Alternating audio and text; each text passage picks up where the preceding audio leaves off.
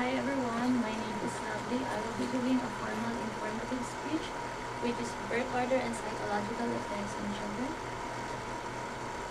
Before we go on the topic, I would like for everyone to think of these questions.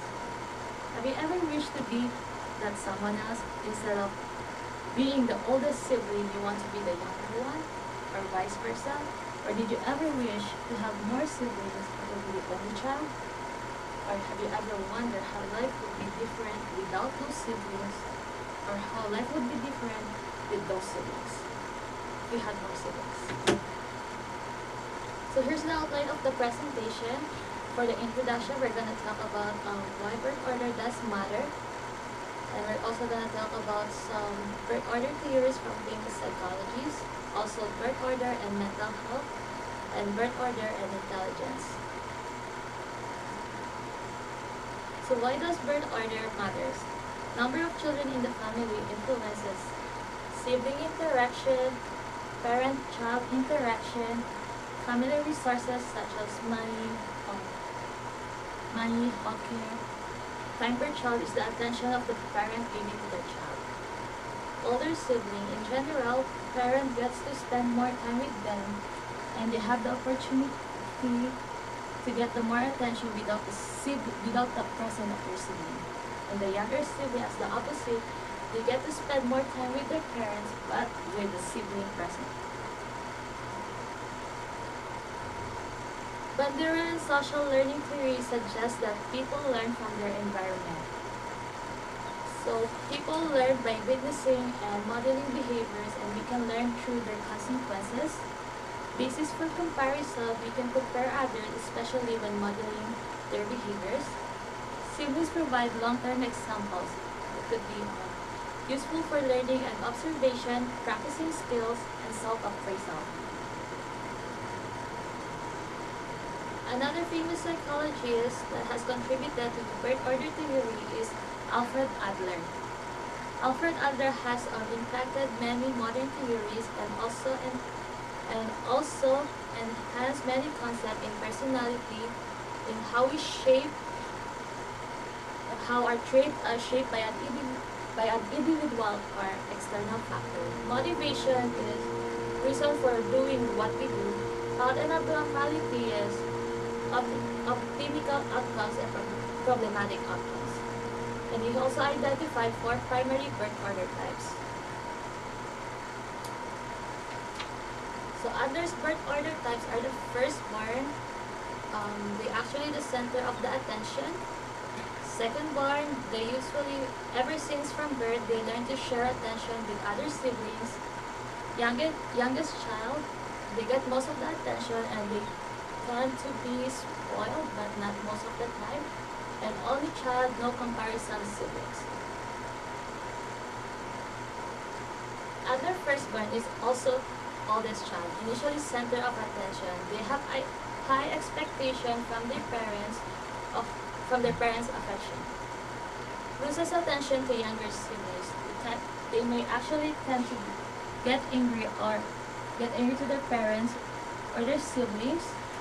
They tend to work harder to gain initial attention, so they're gonna work harder, but they're gonna learn that attention is earned and not given. Also be the secondary parent to siblings, so they're gonna model their parents' behavior, and this could actually be beneficial to them, allowing parents to have more attention to other siblings.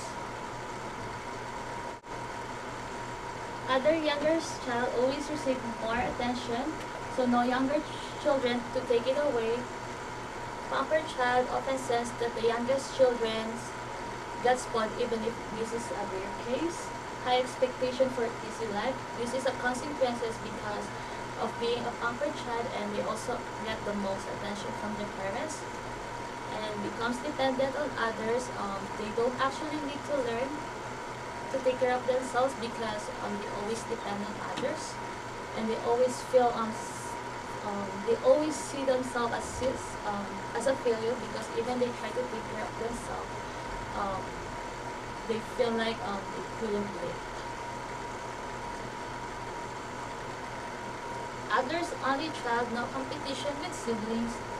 only competition with parents. So it's some problems would be competes with the attention of father and mom, but this problem is only during infancy. Also, may struggle to connect with the father, but this would actually occur in later childhood. Often learn to affectionate, it's because of learning and modeling from their parents' affection. Works well to get their way, tends to recreate parental affection in other relationships of every way. Birth order could impact many diagnoses such as depression, drug problems related to stress and coping. Birth order and intelligence. There are two general models area for debate for decades. Admixture hypothesis. Family size important. Has to do with the amount of resources and time available for each child outside of standard educational settings. So larger families means that it's a lower IQ for a child. It's also indicated that families may have average IQ that are quite lower than the very small families due to stretching resources. Confluence resource dilution model. IQ related to resource access. Older children have lower IQ because they have fewer resources in terms of parental time. So in general, I would say that birth order has impact in our personality because of the variability of parents' affection. And if Isaacson, he is the author of the birth order effects for couples. He believes that birth order can help you find a partner. He indicated that 2/3 borns makes the best couple. They are they relate without conflict and more of humor, and they make a protective environment for children. And the two firstborns really connect. There's no compromise and not a happy relationship. And also, according to Isaacson, birth order is not a fixed thing. Birth order is a set of strategies developed in childhood to cope with your siblings, parents, and the family situation. So as we get older, we may learn other ways to interact with our peers.